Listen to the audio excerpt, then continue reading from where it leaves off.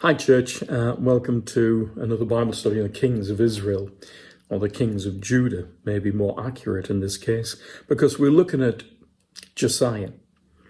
Josiah was one of the last kings that occupied the throne in Jerusalem. He came from a long line of kings, and his great-grandfather was very famous, Hezekiah, a good king, but Hezekiah's son, Manasseh, was a terrible, terrible king. He practiced black magic. He practiced witchcraft.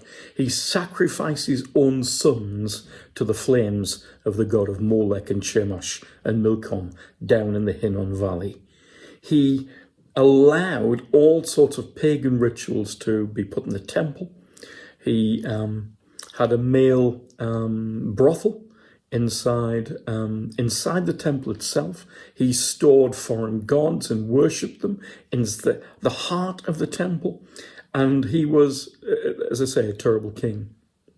He was dragged off to captivity in Babylon, literally with a hook through his nose and dragged away. But he repented and got converted while in captivity, and God allowed him to go back to Jerusalem again. And there he started to turn on its head everything that he'd done before. Unfortunately, when he died, his son, who took the throne, didn't continue the good things, turned to the worst possible things again. And so Josiah comes to the throne when he's only 8 years old.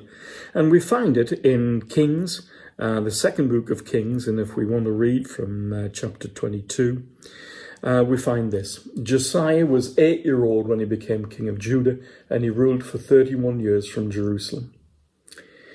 When he'd been king for 18 years, he told one of his officials, Shaphan, to go to the Lord's temple and to ask Hilkiah, the high priest, to collect from the guards all the money that the people had donated.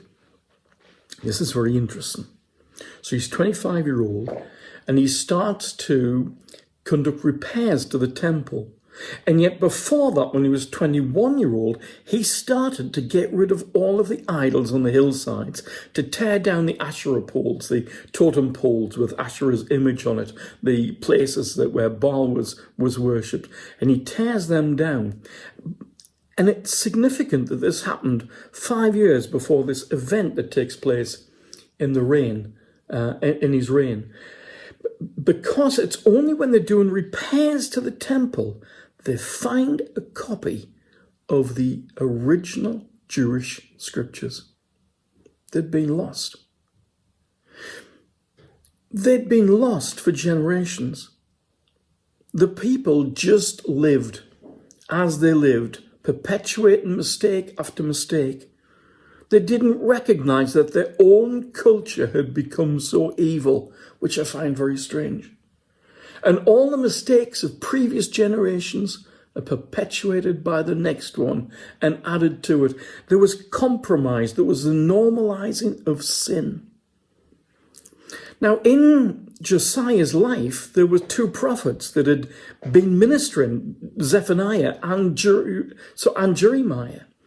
And Jeremiah, if you like, started his ministry, a young man, roughly the same age as Josiah, when he was about 21, and spoke out against the culture of the time and how God was going to destroy Israel.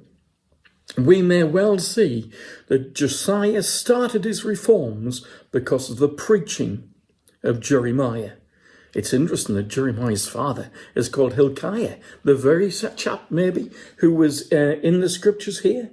When Hilkiah goes into the temple, Hilkiah was the high priest, and he collected from the guards all the money the people had donated, and he starts doing repairs. It's only when those repairs are starting to be done that they find this copy of the book of Moses. The first 5 books, maybe the Psalms, and maybe a few others, early examples of books that were written in the Old Testament, but they'd been lost for generation. And it's only when Josiah looks at it and sees just how far things have become that he realizes the extent of the sin of the nation of Israel. He reads the scriptures and he starts to weep, and he starts to make this great commitment to put things right. For the first time, going back to the time of David and Solomon. They actually, in fact, it says the time of Samuel, so probably even before then. They do the Passover as it was instructed by Moses. And the whole nation turns to that and commits themselves to worshiping God. I wish I could report that that was the high point and everything got better from there. But it was the high point when everything started to go bad again as soon as he dies. And in fact, this brief, bright moment, if you like, in the history of the kings of Judah is one of those examples that we look at and say, I wonder what could have been. Because it's not long now after this that the nation gets finally hauled away as a whole into Babylon and Jerusalem is wrecked. What can we learn? Well, you just read the book of Kings and realize all the things that were in the temple. There was brothels for men, brothels for women. There was horses stabled in the sacred precincts. There was all the things to worship Baal and Milcom. There was every evil that you might imagine in Jerusalem, in the heart of the temple. And the people didn't know that that was evil. We live in a time when the evil that's around us goes unnoticed by the everyday folks. Now, we can't make an equivalence between Britain and Israel. Israel had a commitment and a covenant with God. We don't. The UK has never had that and never will, because that was for the Jews. But church, we've got to make sure that we keep ourselves holy and separate and not tainted by the culture to which we belong. We should recognize that evil gets called good and good gets called evil.